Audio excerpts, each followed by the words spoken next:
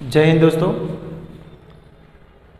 बेटा, लास्ट में हम कंटेनर्स के बारे में डिस्कशन कर रहे थे। क्लोज कंटेनर के दो कंटेनर्स हमने कंप्लीट कर दिए थे। एक था हमारा रिजिड कंटेनर और उसके बाद दूसरा था नॉन रिजिड कंटेनर, और अभी ये जो तीसरा है वो है कनेक्टेड कंटेनर। ये जो बेटा तीसरा है वो क्या है? Connected container. कनेक्टेड कंटेनर्स, यहाँ पे आप देख सकते हो इस फिगर में दो कंटेनर को मैंने कनेक्ट कर दिया है, एक दूसरे के साथ जोड़ दिया है, और बीच में ये कॉक है जो ऑन और ऑफ करते ही ये गैस एक दूसरे के साथ इंटरमिक्स हो जाएगी। तो बेटा ये एक आपके सामने है कनेक्टेड कंटेनर्स। अभी एक बात समझो आप, इस कंटेनर एक में जो गैस होगी उसके कुछ नंबर ऑफ मोल्स होंगे, ये कंटेनर दो में कुछ होगी उसमें कुछ नंबर ऑफ मोल्स होंगे गैस के। यहाँ पे कुछ प्रेशर होगा, इसका कुछ टेम्परेचर होगा, इसका कुछ वॉल्यूम होगा, इस कंटेनर का भी कुछ डिफरेंट वॉल्यूम होगा, इसका भी कुछ अलग प्रेशर होगा, इसका भी अलग टेम्परेचर होगा। तो ये चीज़ें होगी। कनेक्टेड कंटेनर्स कैसे हम काम करेंगे? एकदम ईजी है। एक बार अगर आप कंसेप्ट समझ गए, एक फॉर्मूला अगर समझ गए, बाकी के जितने भी क्वेश्चन ऐसे कनेक्टेड कंटेनर्स के आएंगे आप चुटकियों में सॉल्व कर दोगे। मैं आपको कंप्लीटली समझाऊंगा कि एक्चुअली इसमें होता क्या है। समझो, ये है हमारा कनेक्टेड कंटेनर नंबर 1, जिसका प्रेशर समझो P1 है। क्या है? P1 है। जिसका टेम्परेचर समझो T1 है। उसका खुद का इस कंटेनर का जो वॉल्यूम होगा उसी इस गैस का वॉल्यूम होगा। वो जो वॉल्यूम है वो है V1, और इसमें जो गैस रखी है उसके नंबर ऑफ मोल्स है बेटा N1। तो ये कंटेनर 1 के बारे में पूरी चर्चा हो गई। अभी कंटेनर 2 के बारे में समझते हैं। इसका जो प्रेशर है, समझो इस दूसरे कंटेनर में जो गैस है उसका प्रेशर P2 है, उसका कुछ टेम्परेचर होगा समझो T2 है, इसकी खुद की कुछ वॉल्यूम होगी इस कंटेनर की जिसमें गैस रखी है वो V2 है, और जो गैस है उसके नंबर ऑफ मोल्स है, कितने मोल्स है समझो इसमें N2 है। तो ये चीज़ें हैं हमारे लिए। एक कनेक्टेड कंटेनर है जिसमें ये सारी चीज़ें हैं। डिफरेंट दो कंटेनर हमने कनेक्टेड किए हैं। अभी तो बेटा ये कॉक ऑफ है, यानी कि ये गैस यहाँ नहीं जा सकती, ये गैस यहाँ नहीं जा सकती। कॉक ऑफ है। ओके, अगर मैं कॉक को ऑन कर दूँ कि यहाँ से ये गैस यहाँ जा सके तो क्या होगी? कुछ गैस के मॉलिक्यूल्स इधर जाएंगे, कुछ गैस के मॉलिक्यूल्स इधर जाएंगे, और कुछ टाइम के बाद इन दोनों कंटेनर में इक्विलिब्रियम शो हो जाएगा। इस इक्विलिब्रियम पे क्या होगा? जितने नंबर ऑफ मोल्स इसके इधर जा रहे होंगे उतने ही नंबर ऑफ मोल्स बेटा इसके उधर जा रहे होंगे। दोनों number of mole same speed से सेम नंबर ऑफ मोल्स एक दूसरे में जा रहे होंगे, और उसको बेटा हम इक्विलिब्रियम बोलते हैं। क्या बोलते हैं? इक्विलिब्रियम। पहले कॉक बंद है, यहाँ से यहाँ गैस नहीं जा सकती, उस समय pressure, temperature, volume and number of moles ये है कंटेनर 1 के लिए। उस समय pressure, temperature, volume and number of moles इस कंटेनर के लिए ये है। इतना नोट करो फिर आगे चलते हैं। इतना नोट करो फिर आगे चलते हैं हम। अभी कॉक ऑफ है, गैस ना ही एक दूसरे के साथ इंटरमिक्स हो रही है। चल अभी समझते हैं कि क्या कहना चाहता है।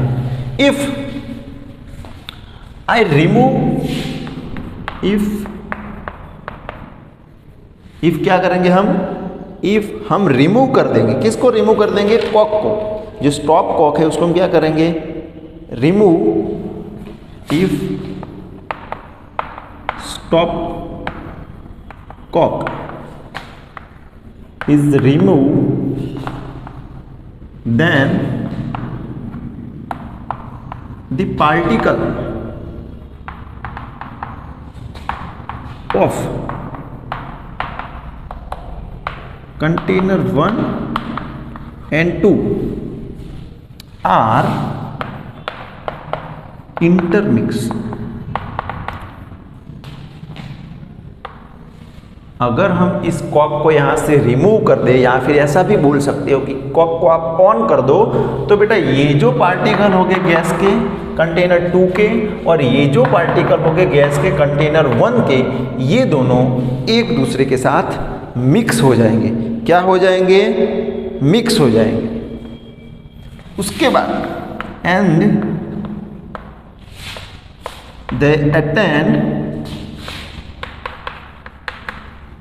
they attain what? वो क्या करेंगे? At final. बेटा ये समझ में आया ना कि अगर मैंने स्टॉक को या फिर ये जो कॉक है उसको रिमूव किया या फिर ऑन किया तो गैस के पार्टिकल एक दूसरे में मिक्स हो जाएंगे। क्या हो जाएंगे? मिक्स हो जाएंगे, एक दूसरे में मिक्स हो जाएंगे। एंड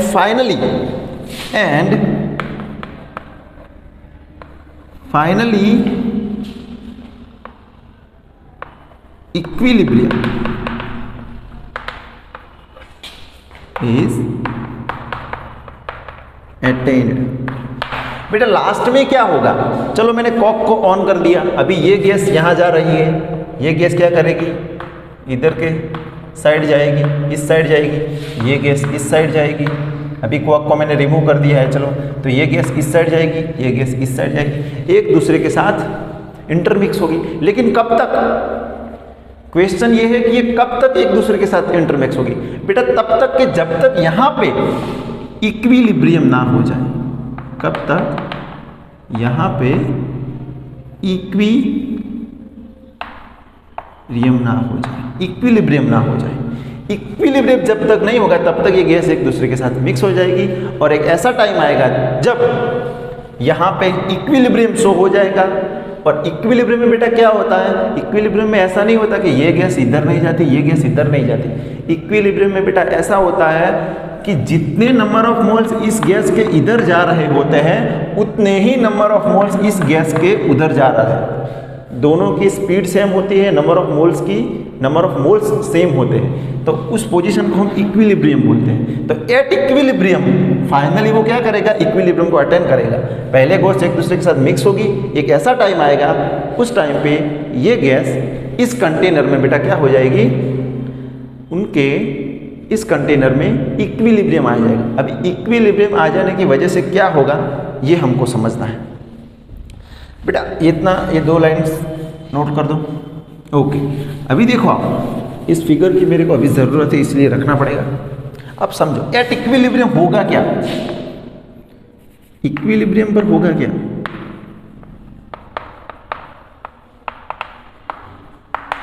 इस इक्विलिब्रियम पे होगा। सपोज जब कॉक ऑफ था तो ये गैस के पार्टिकल इधर ही थे, ये गैस के पार्टिकल इधर ही थे। तो बेटा इनिशियली जब कॉक ऑफ था, देखो याद रखना इस कंटेनर में कहीं पे लीक नहीं है, ये गैस इस कंटेनर से कहीं बाहर नहीं जा रही है। ये हमको सपोज यानी कि एजम्पशन लेनी पड़ेगी कि ये कंटेनर परफेक्ट है, इसमें से कहीं लीकेज नहीं है, गैस और कहीं नहीं जा रही है। अगर जा रही है तो दोनों इंटरमिक्स हो रही है। नंबर ऑफ मोल्स इस पूरे फिगर से बाहर कहीं नहीं जा रहे और ज़्यादा नंबर ऑफ मोल्स इसमें ऐड भी कहीं से नहीं हो रहे। जितने इस पूरी फिगर में है वो दोनों मिक्स हो रहे हैं, यानी कि वो पूरे इस फिगर में ही है। नंबर ऑफ मोल्स इस फिगर में तो इससे तो बाहर नहीं जाएंगे ना बेटा। इसके जो होंगे वो इधर ही रहेंगे, इसके जो होंगे वो इधर ही रहेंगे। जब कॉक ऑन कर देंगे तो ये वाले इधर आएंगे, ये वाले इधर आएंगे, लेकिन इस फिगर से बाहर तो नहीं जाने वाले, क्योंकि हमने एग्जैक्ट कर लिया कि ये परफेक्ट फिगर है, एक परफेक्ट कंटेनर है जहीं कहीं पे लीकेज नहीं है। तो क्या होगा? Initially number of mole of container 1 and 2 is equal to, कैसे बेटा? अभी कॉक ऑफ है, यानी कि इनिशियल में क्या होगा? इसके जो नंबर ऑफ मोल्स होंगे और इसके जो नंबर ऑफ मोल्स होंगे उनका सम किसके इक्वल टू आएगा? Finally number of mole of container 1 and 2। समझना, अगर आप इस स्टेटमेंट को समझ गए ना तो समझो आप कनेक्टेड कंटेनर के सारे क्वेश्चन कर पाओगे। मैं क्या बोल रहा हूँ, नंबर ऑफ मोल्स इनिशियली, पहले कॉक बंद है तब इन दोनों के जो नंबर ऑफ मोल्स हो गए उनका सम, और इक्विलिब्रियम होने के बाद जो नंबर ऑफ मोल्स होंगे उनका सम, दोनों इक्वल होगा। सही तो बात है यार, समझो कॉक बंद है तो इसमें कुछ नंबर ऑफ मोल्स हो गए N1, इसके में कुछ नंबर ऑफ मोल्स होंगे। सपोज यहाँ पे 5 मोल्स गैस थी, यहाँ पे 5 मोल्स गैस थी, समझना प्लीज समझना, यहाँ पे 5 मोल गैस थी, यहाँ पे भी 5 मोल्स गैस थी। अभी कॉक बंद है यानी कि कंटेनर में इतनी होगी, इतनी की, तो इनिशियली टोटल कितनी होगी बेटा, टोटल इनिशियली कितनी होगी 10, टोटल इनिशियली अभी बंद है, टोटल इनिशियली 10 होगी। चलो अभी हमने कॉक स्टार्ट किया, कॉक को क्या किया, ऑन किया, तो समझो इसके 5 में से 2 मोल इधर गए, इस कंटेनर में आए, और इसके इस 5 मोल से 2 मोल इधर कंटेनर में आ गए, तो इसके कितने हो गए 7 मोल, और इसमें कितने हो गए 3 मोल। तो फिर यहां से 5 में से इधर 2 आ गए, ओके, इधर 2 आने के बाद इक्विलिब्रियम हो गया, समझो। तो अब इस टोटल में नंबर ऑफ मोल्स, इस टोटल फिगर में नंबर ऑफ मोल्स कितने होंगे, इसमें 7 है, इसमें 3 है, तो वो भी तो 10 है ना। तो बस यही कहना चाहता हूँ, इनिशियली इन दोनों को जो नंबर ऑफ मोल्स होगा उनका सम, और इक्विलिब्रियम आने के बाद फाइनल में इस पूरे में इस कंटेनर में जो नंबर ऑफ मोल्स होगा, इस कंटेनर में जो नंबर ऑफ मोल्स होगा, दोनों के सम के बराबर होगा। आई होप आप समझ गए मैं क्या कहना चाहता हूँ। एक बार फिर से मैं आपको समझा देता हूँ, एक बार फिर से मैं आपको, सपोज पहले इसमें नंबर ऑफ मोल्स थे 5 इनिशियल, यहाँ पे थे 8 नहीं ले लेते, अगर 8 है ओके 8 ले लेते, यहाँ पे थे 8 नंबर ऑफ मोल्स। अभी मैंने कॉक ऑन किया तो यहाँ पे नंबर ऑफ मोल्स ज़्यादा है, और हमको पता है इक्विलिब्रियम में बेटा कोई भी चीज़ ज़्यादा कंसंट्रेशन से कम की तरफ जाती है, ज़्यादा से कम की तरफ जाती है। ये नेचुरली देखा गया है कि अगर कोई भी चीज़ इक्विलिब्रियम में अगर आनी है तो वो ज़्यादा से कम की तरफ जाएगी और फिर इक्वल होगी, ओके। तो बेटा यहाँ से 8 मोल में से 2 मोल्स इधर आ गए, कितने, 2 नहीं बेटा, यहाँ से 2 आ गए तो इधर हो जाएंगे, ओके, इधर रखो आप 8 मोल रखो। सपोज इधर से 2 आ गए तो इधर हो गए 7, और इधर कितने हो गए 2 चले गए 6 हो गए। अभी इधर 7 है और इधर 6 है। सपोज इस पोजीशन पे इक्विलिब्रियम सेट हो गया है, जब यहाँ से 2 मोल्स इधर आ गए, इधर 7 हो गए, इधर 6 हो गए, और इक्विलिब्रियम सेट हो गया। तो पहले कितना था, यहाँ पे 8 था, यहाँ पे 5 था, कितना था 8 और 5 13। अभी यहाँ पे टोटल 7 है और फिर वहाँ पे 6 रहे हैं, तो अभी भी ये 13 ही तो हो रहा है। यानी कि initially number of mole of container 1 and 2 और फाइनल इक्विलिब्रियम के बाद finally number of mole of container 1 and 2 दोनों कैसा रहता है, सेम रहता है। चलो इसका एक फॉर्मूला लिख लेते हैं। सपोज इनिशियली इस पर N1 थे, इनिशियली कंटेनर 1 का नंबर ऑफ मोल्स N1 थे, इनिशियली कंटेनर 2 का नंबर ऑफ मोल्स N2 था। इक्विलिब्रियम के बाद सपोज इसका नंबर ऑफ मोल्स कुछ फेरफार हुए होंगे, N1 तो रहे नहीं होंगे क्योंकि कुछ आए होंगे या फिर कुछ गए होंगे, तो सपोज वो हो गए N1 डैश, और इसके हो जाएंगे N2 के N2 डैश। तो बेटा बस यही है सबके हमारे लिए इम्पोर्टेंट, यही है, please note it, very important. सिर्फ यही हमको याद रखना है कि कनेक्टेड में होगा क्या, पहले जो नंबर ऑफ मोल्स होंगे उनका सम, और इक्विलिब्रियम के बाद जो नंबर ऑफ मोल्स होंगे उनका सम, दोनों इक्वल आएगा। ओके, चलो इतना नोट करो पहले।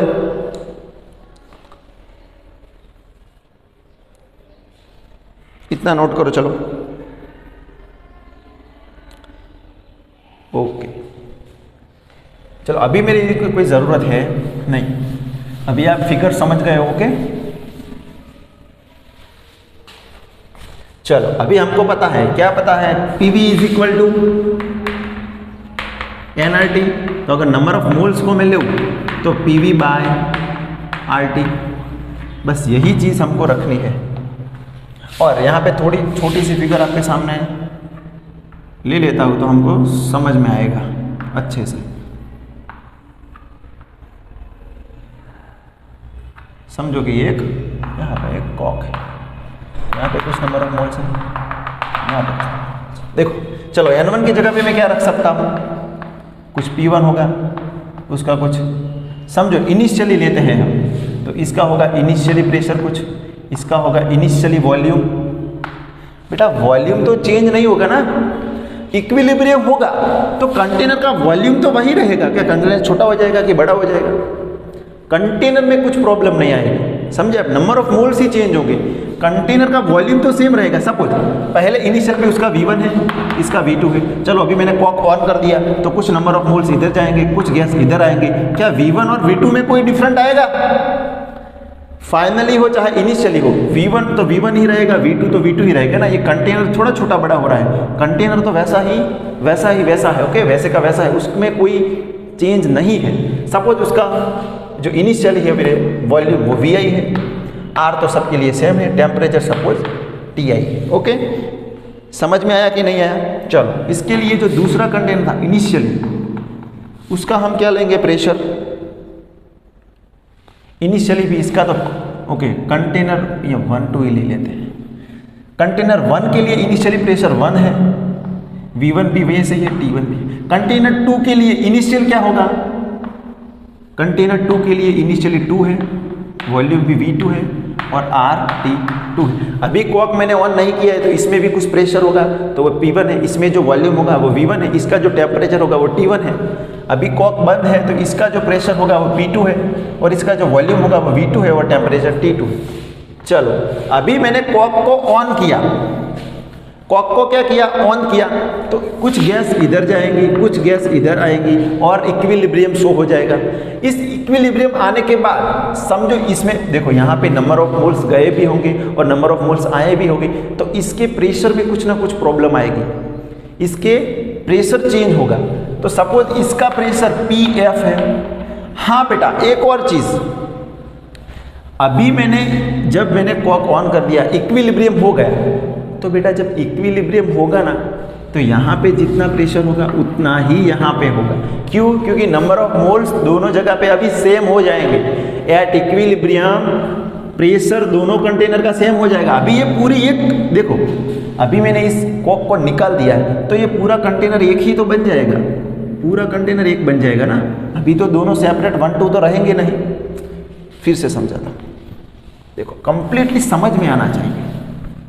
जब तक समझेंगे नहीं, कंसेप्ट क्लियर नहीं होगा, तब तक कुछ नहीं होगा। ये कंटेनर है, ये बहुत बड़ा है, सपोज एक कंटेनर छोटा है, एक बड़ा है। सपोज हमारे पास यहाँ पे क्या है, कॉक। बेटा जब कॉक ऑफ है, क्या है, ऑफ है, यानी कि ये गैस इधर ही रहेगी, ये गैस इधर ही रहेगी। जब बेटा कॉक ऑफ होगा तो इसके नंबर ऑफ मोल्स डिफरेंट होंगे, इसका प्रेशर भी डिफरेंट होगा, उसका वॉल्यूम भी डिफरेंट होगा।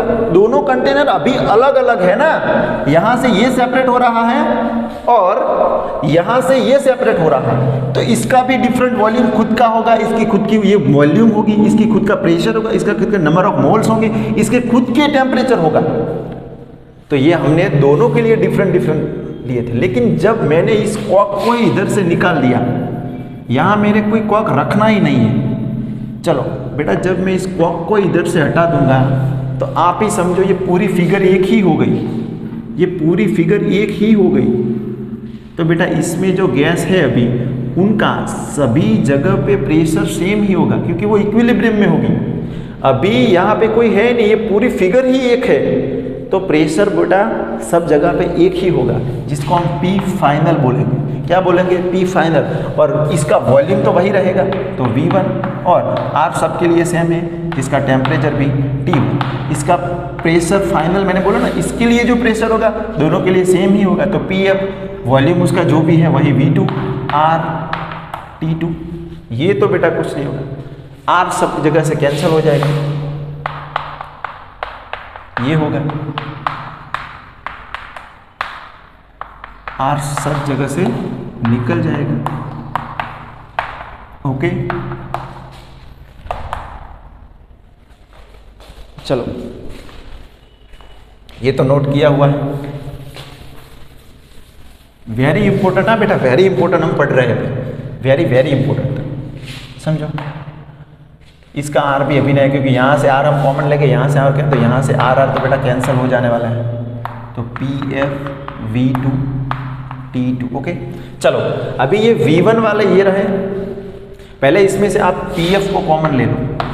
चलो PF को कॉमन क्या रहेगा, V1 upon T1 plus V2 upon T2, यही रहेगा। और यहाँ पे कॉमन कुछ निकलने वाला है, कुछ कॉमन नहीं निकलने वाला है, समझो। यहाँ से मैं वैसे का वैसा रखूँ, P1 V1 upon T1 plus P2 V2 upon T2। चलो हमारे पास ये चीज़ आती है, यहाँ से आप PF निकाल सकते हो, फाइनल प्रेशर हमको ढूंढना होता है। जहाँ से आप क्या निकाल सकते हो, PF, क्या निकाल सकते हो बेटा, PF। PF हमको निकालना होता है, क्या निकालना होता है हमको, PF। तो जब आप इसका, यही हमारे लिए इम्पोर्टेंट है। ओके चलो इतना नोट करो,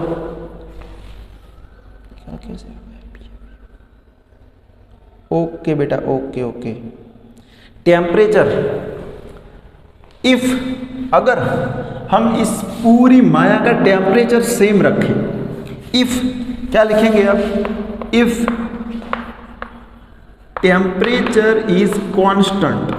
अगर आपको टेम्परेचर कांस्टेंट नहीं दिया है, T1 T2 दिया है, तो आप यहाँ पे वैल्यू रख के PF ढूंढ सकते हो। लेकिन अगर इफ टेम्परेचर इज कांस्टेंट, अगर टेम्परेचर कांस्टेंट हुआ तो T1 is equal to T2 is equal to कुछ T हो जाएगा, इस T1 T2 सब क्या हो जाएगी, सेम हो जाएगी, तो कुछ ऐसा होगा, P1 V1 upon T plus P2 V2 upon T is equal to PF upon V1 plus V2 upon, sorry इसके ऊपर T और यहाँ भी T। चलो इन दोनों में से T को कॉमन निकालो, 1 अपॉन T क्या आएगा, P1 V1 plus P2 V2। यहाँ पे भी T कॉमन निकालो, PF is equal to V1 plus P2 upon T। ये T यहाँ से कैंसिल, ये T यहाँ से कैंसिल, क्या आएगा, PF इज इक्वल टू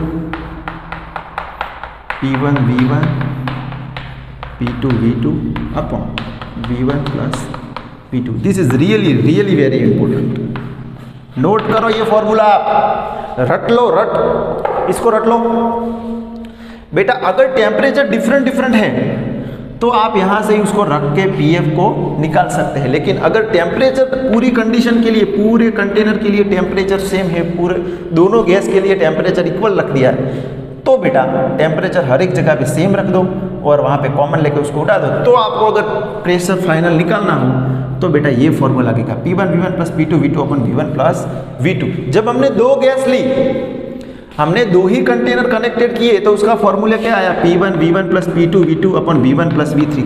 अगर मैंने ऐसे तीन कंटेनर ज्वाइन किए होंगे तो कुछ नहीं, P1 V1 plus P2 V2 यहाँ पर एक ऐड कर दो, P3 V3 और यहाँ पे एक V3 ऐड कर दो। जितने कंटेनर जुड़ते जाएंगे ये फॉर्मूला बढ़ता जाएगा। ओके, पहले इतना नोट करो।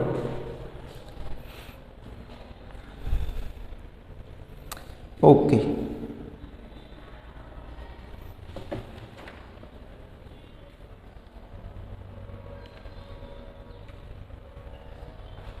ओके चलो अभी मैं इसको रिमूव कर रहा हूँ, स्क्रीनशॉट ले लो, लेना हो तो। टेम्परेचर सेम हो तो वो फॉर्मूला, टेम्परेचर सेम ना हो तो यहाँ पे जो बीच में फॉर्मूला था वो।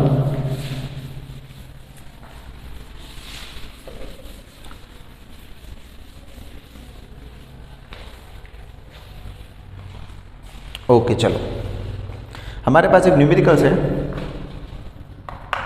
न्यूमेरिकल्स कुछ अच्छा है कि the stop cock containing the stop cock containing two bulb दो बल्ब है एक दूसरे के साथ जुड़े हुए। अब बेटा आप एक सुन लोगे, यहाँ पे एक बल्ब जुड़ा हुआ है, एक यहाँ पे, और दोनों के बीच में क्या है, स्टॉप कॉक। तो ये क्या हो गया, कनेक्टेड कंटेनर वाली हो गई ना। तो इसने बोला the stop cock containing 2 bulb of volume 5 litre, एक का वॉल्यूम है 5 लीटर एंड दूसरे का वॉल्यूम है 10 लीटर। ये कंटेनर के दो वॉल्यूम दिए, कंटेन आइडियल गैस। बेटा आइडियल गैस के लिए वॉल्यूम क्या था, जो कंटेनर का वॉल्यूम था वही वॉल्यूम आइडियल गैस का वॉल्यूम होगा। ये चीज़ें हमने पढ़ी हुई है। ओके, तो volume 5 litre tell ideal gas at 9 atm pressure. कितना, at 9 atm and 6 atm, at 9 atm and 6 atm pressure, at 9 atm and 6 atm pressure respectively। ये दोनों हमको प्रेशर दिया है। If cork is open then what will be final pressure. Okay, अगर हम Kock को open करेंगे तो फाइनल प्रेशर कौन सा होगा। एक और चीज़ बेटा, यहाँ पे कहीं पे टेम्परेचर की कोई बात नहीं की है, इट मीन्स यहाँ पर टेम्परेचर क्या है, कांस्टेंट, टेम्परेचर की कोई बात ही नहीं की है। तो हमारा Pf क्या हो जाएगा, P1 V1 P2 V2 V1 plus V2। अभी आपके लिए एकदम सिंपल हो जाएगा। चलो P1 क्या है,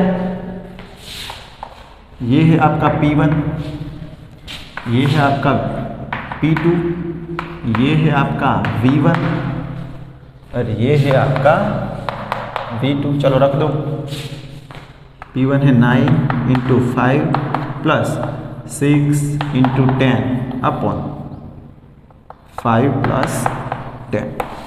चलो इसका जब आप आगे करोगे तो क्या आएगा, 45 प्लस 90 अपॉन 50। चलो 45 प्लस 90 कितने होते हैं, 45 प्लस 90 105 बाई 15, और 105 को जब आप 15 से डिवाइड करोगे बेटा तो 7 आंसर आएगा। और प्रेशर सारा किस यूनिट में है, एटीएम में है, तो फाइनल प्रेशर भी किस में आएगा, एटीएम। तो बेटा P फाइनल क्या होगा, 7 atm। This is really very important. Okay, चलो आप एकदम शॉर्ट में से सबको निकाल सकते हो।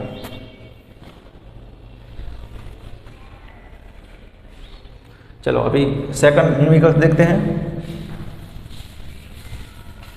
अभी जो न्यूमेरिकल्स है ना बेटा, इसमें 3 कंटेनर जुड़े हैं। बेटा 3 कंटेनर जुड़े हुए तो भी हमको कोई प्रॉब्लम होनी चाहिए नहीं। ओके, 3 कंटेनर हो कि 4 हो, हमें कोई प्रॉब्लम नहीं। कंटेनर कुछ डिफरेंट टाइप के हैं इधर। ये सपोज कंटेनर 1 है, बीच में क्या है आपका स्टॉप कॉक, यहाँ पे दूसरा कंटेनर है, क्या है, दूसरा है, यहाँ पे एक और स्टॉप कॉक है। ओके,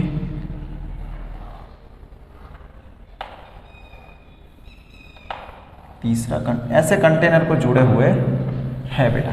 तीनों कंटेनर एक दूसरे के साथ कनेक्टेड है, देखो स्टॉप कॉक से। ओके, जो पहला कंटेनर है उसमें कौन सा गैस है, CO2 गैस है। ओके, दूसरा जो है उसमें H2 गैस है, तीसरा जो है उसमें आर्गन गैस है। इसका प्रेशर हमको दिया है, इसका वॉल्यूम भी हमको दिया है। चलो उसका प्रेशर है 2.13 एंड 1.50, 2.30 atm और इसका है 1.50 लीटर। ओके, इसका हमको दिया है P प्रेशर और वॉल्यूम। चलो जो H2 गैस है उसका जो बेटा है प्रेशर है 0.861 atm और इसका वॉल्यूम है बेटा 1, इसका वॉल्यूम है 1 लीटर। ओके। उस इस तीसरे कंटेनर का प्रेशर है, तीसरे कंटेनर 1.15 ATM और इसका वॉल्यूम है 2 लीटर। ओके, तो चलो हमको क्या क्या है, what is P final after remove this cock, what will be the final pressure.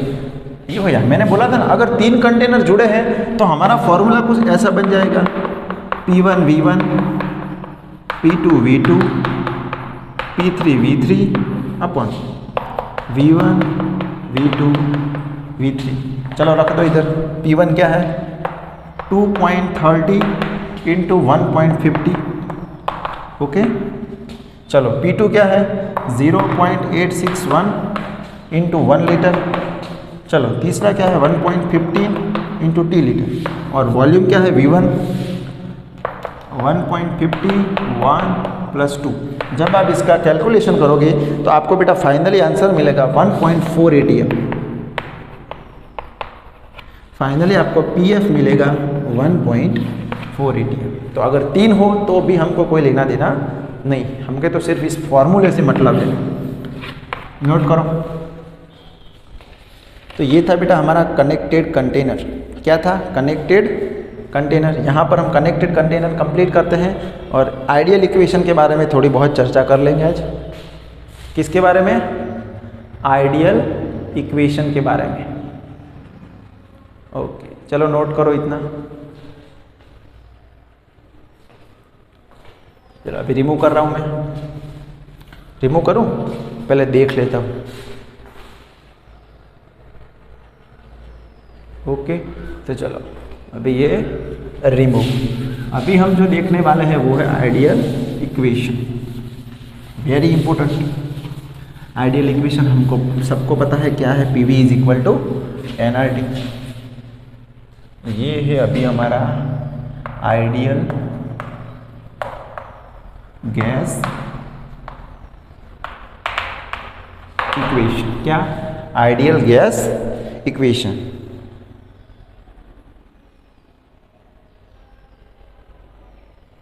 Ideal equation क्या है, अगर इसके बारे में मुझे लिखना हो, द इक्वेशन, क्या लिखूंगा मैं, the equation which gives what gives, which gives the simultaneous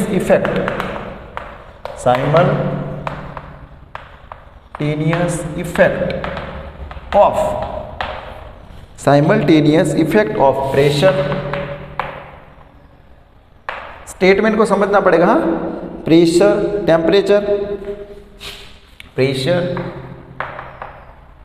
temperature. Ideal gas equation वो है जो इक्वेशन क्या देता है हमको, साइमल्टेनियस, एक ही साथ सारे इफेक्ट देता है। किसकी, टेम्परेचर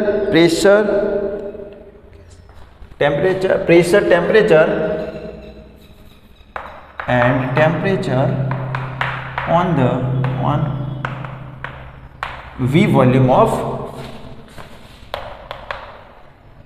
गैस। आइडियल इक्वेशन वो इक्वेशन है जो हमको साइमल्टेनियसली इफेक्ट देता है, किसकी, प्रेशर की, टेम्परेचर की और वॉल्यूम की, और on the V volume of gas. Gas के ऊपर ये तीनों इफेक्ट हमको एक ही साथ देता है, is called ideal gas equation. क्या कहते हैं हम इसको, आइडियल गैस इक्वेशन, या फिर इक्वेशन ऑफ स्टेट भी हम इसको बोल सकते हैं। Okay, equation of state.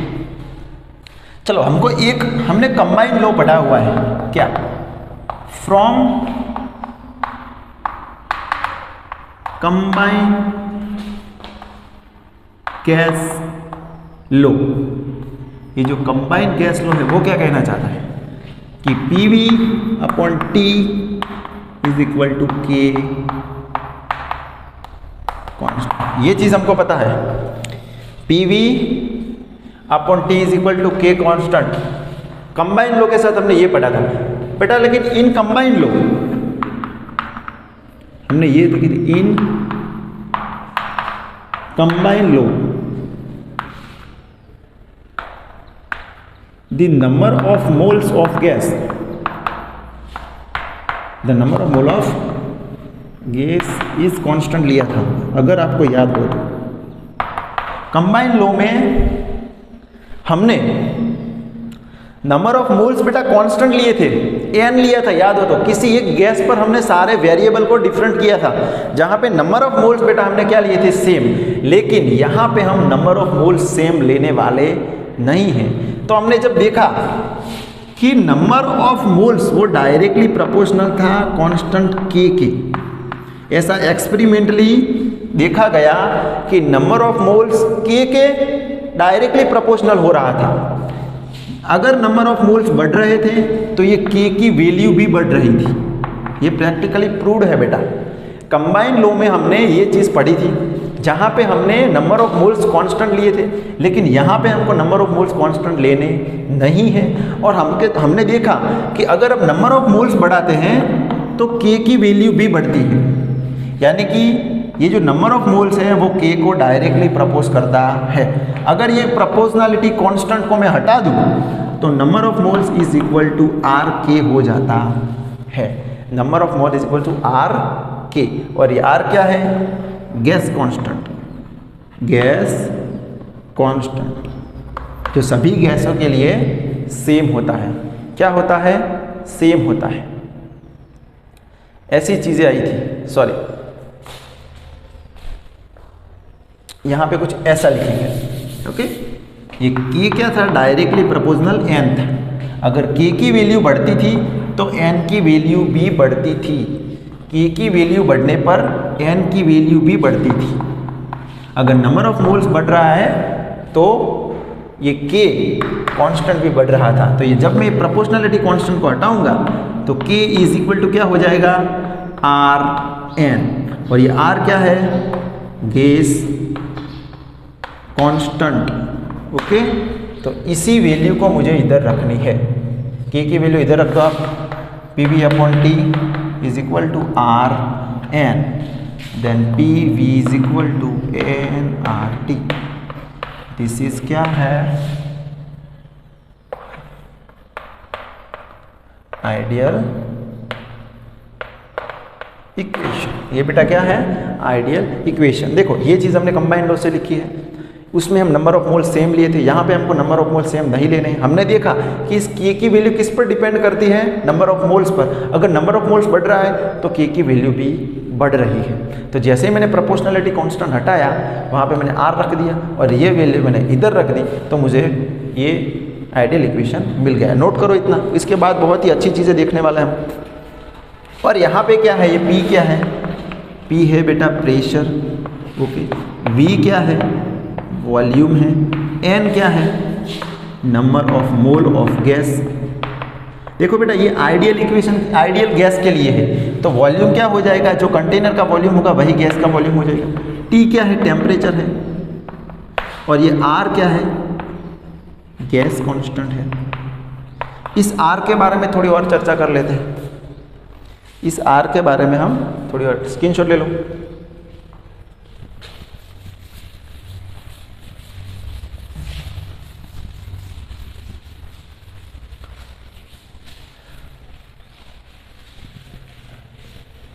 Okay चलो, आर क्या था हमारा, गैस कांस्टेंट था। इसकी वैल्यूज देख लेते हैं। इसकी डिफरेंट यूनिट में डिफरेंट वैल्यू है। तो आपको ये यूनिट्स बेटा याद रखने हैं। आपको ये यूनिट्स क्या रखने हैं, याद रखने हैं। उसकी पहली वैल्यू जो है वो है 0.0821 लीटर। क्या बोल रहा हूँ मैं, ये वैल्यू जो हमको दी गई है litre ATM kelvin inverse mole inverse. याद रखना, litre ATM kelvin inverse mole inverse. आप इसको स्पीड से कैलकुलेशन करने के लिए इसकी जगह पे आप ये भी रख सकते हो 1/12। इस 1/12 की जो वैल्यू आती है वो करीबन इतनी ही आती है, तो 1/12 भी लिख सकते हो आप। इस एटीएम प्रेशर हो, अगर प्रेशर एटीएम में हो, वॉल्यूम लीटर में हो, टेम्परेचर केल्विन में हो और नंबर ऑफ मोल्स हो, तब बेटा ये हमको यूज़ करना है। एक दूसरा भी है 8.8 8.314 joule kelvin inverse mole inverse. Okay, और इसकी आप सिंप्लीफाई करने के लिए इसकी जगह पे आप 25/3 भी रख सकते हो। स्पीडली करने के लिए अगर 25/3 रखोगे तो यहाँ से आप वो चीज़ समझ सकोगे। इसकी एक और वैल्यू भी है 1.987 calorie mole inverse kelvin inverse, calorie kelvin inverse, या फिर आप कैलोरी को आगे लिख दो, मोल्स को पीछे। और यहाँ पे देखो 1.97 करीब 2 लिख सकते हो आप, करीब 2 लिख सकते हो। ये डिफरेंट आर की वैल्यू है, नोट करो। हमारे लिए न्यूमेरिकल्स में सबसे ज़्यादा इंपॉर्टेंट ये है, ये बहुत जगह पे यूज़ होगी क्योंकि प्रेशर एटीएम में दिया होगा, ऐसा यूनिट में है ये सब, तो ये हमारे लिए यूज़ हो सकती है ज़्यादा।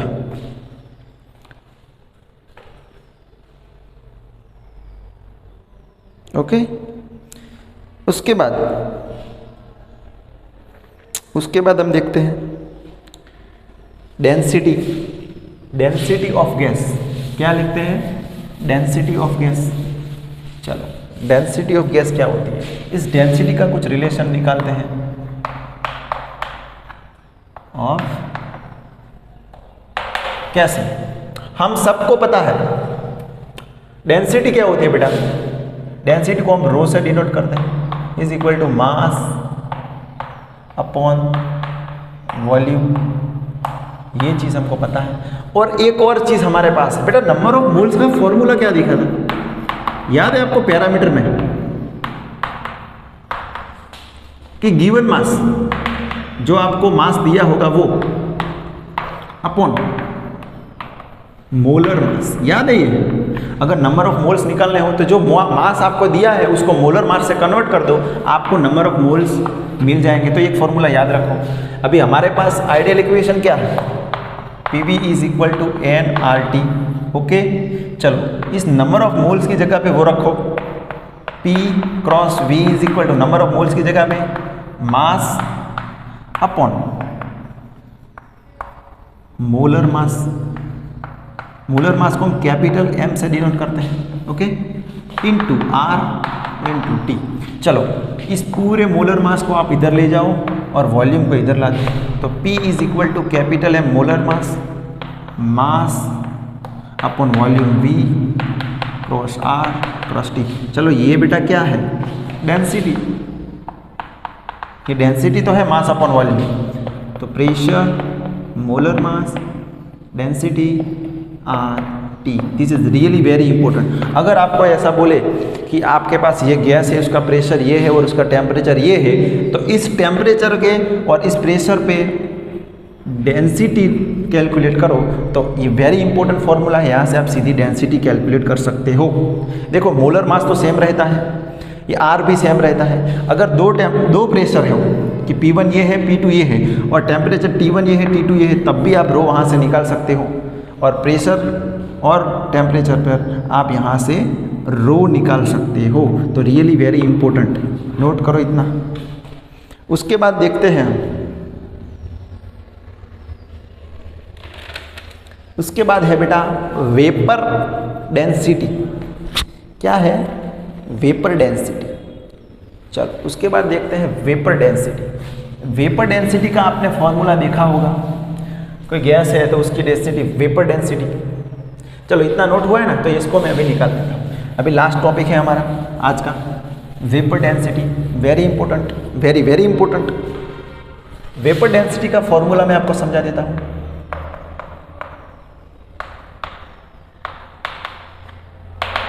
डेंसिटी क्या? Vapour density. तो बेटा वेपर डेंसिटी का फॉर्मूला होता है कुछ इस तरह, density of substance at certain temperature and pressure. Density of substance या फिर substance at certain temperature and, किसी भी एक टेम्परेचर और प्रेशर पे उस सब्सटेंस की डेंसिटी ले लो और उस सब्सटेंस की डेंसिटी को आप किससे डिवाइड कर दो? डेंसिटी ऑफ हाइड्रोजन गैस या फिर H2 एट सेम प्रेशर, जितना इधर टेम्परेचर और प्रेशर था इस सब्सटेंस का, उतना ही प्रेशर और टेम्परेचर पर इस H2 की डेंसिटी को लेना at same pressure and temperature. बेटा ये जो चीज़ मिलेगी ना उसको हम वेपर डेंसिटी बोलते हैं। अगर मेरे को आपको बोलो कि मेरे को O2 की वेपर डेंसिटी बताओ T टेम्परेचर और P प्रेशर पे, तो हमको क्या करने का, O2 की डेंसिटी रख दो जो टेम्परेचर और प्रेशर पे दिया होगी वो डेंसिटी रखो, और अपॉन उसी टेम्परेचर और प्रेशर पे हाइड्रोजन की डेंसिटी रख दो और उन दोनों को डिवाइड कर दो, और जो आंसर आएगा वो होगा वेपर डेंसिटी। बेटा vapour density means what, density of substance at certain temperature pressure upon density of hydrogen at same pressure and temperature. Okay, तो उसको हम क्या बोलते हैं, वेपर डेंसिटी। बेटा क्या बोलते हैं हम उसको, वेपर डेंसिटी। चलो अभी एक चीज हमारे पास है क्या, हमने अभी एक फॉर्मूला लिया Pm is equal to ρRT। ये फॉर्मूला लिया कि नहीं लिया हमने, Pm is equal to ρRT। चलो इसको रखो आप, इसको इसमें से रो को करता अपना, रो को लो, Pm अपॉन RT। चलो क्या होगा, इस सब्सटेंस के लिए कुछ होगी, प्रेशर उसका कुछ P है, समझो उसका मॉलिक्यूलर मास जो सब्सटेंस है उसका molecular mass P, M substance, pressure का P, R सबके लिए सेम है और टेम्परेचर भी सेम है। चलो यही चीज़ हम हाइड्रोजन के लिए लिख सकते हैं। मैंने बोला था ना इन दोनों का प्रेशर सेम होगा, सेम प्रेशर और टेम्परेचर पे, तो यहाँ पे प्रेशर P होगा, इसका मॉलिक्यूलर मास किसका आएगा, हाइड्रोजन का, अपॉन R सबके लिए सेम होता है और यहाँ पे टेम्परेचर सेम है। चलो अभी क्या होगा, इसका कुछ ऐसा लिख सकता हूँ मैं, मैथमेटिकल फॉर्मूला कुछ ऐसा होगा, सब्सटेंस ये ऊपर चला जाएगा RT, ओके, अपॉन नीचे क्या आएगा, R into T into pressure into molecular mass of H2।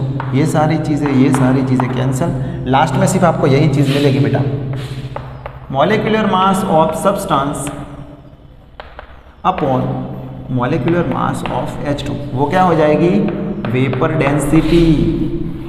अभी और इसको सिंप्लीफाई करता हूँ, H2 का मॉलिक्यूलर मास क्या होता है, मोलर मास ऑफ H2। बेटा एक हाइड्रोजन का एक होता है, एक यूनिट, तो 2 हाइड्रोजन का 2 × 1 इज इक्वल टू 2।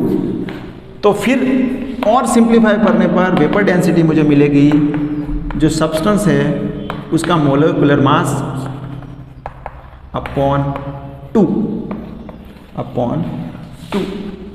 यही चीज़ होगी बेटा, वेपर डेंसिटी। लास्ट में हमको यही फॉर्मूला याद रखना है, जो जिसकी हमको वेपर डेंसिटी निकालनी है उसका मॉलिक्यूलर मास को 2 से डिवाइड कर दो। अगर प्रेशर और टेम्परेचर सेम को, सभी न्यूमेरिकल्स में आपको ये सेम दिए होंगे प्रेशर और टेम्परेचर, तो उस मॉलिक्यूलर मास को 2 से डिवाइड कर दो, आपको उस सब्सटेंस की वेपर डेंसिटी मिल जाएंगी। अगर आपको सब्सटेंस का मिक्सचर दिया है तो क्या करेंगे, मॉलिक्यूलर मास ऑफ मिक्सचर, अगर ये सब्सटेंस था,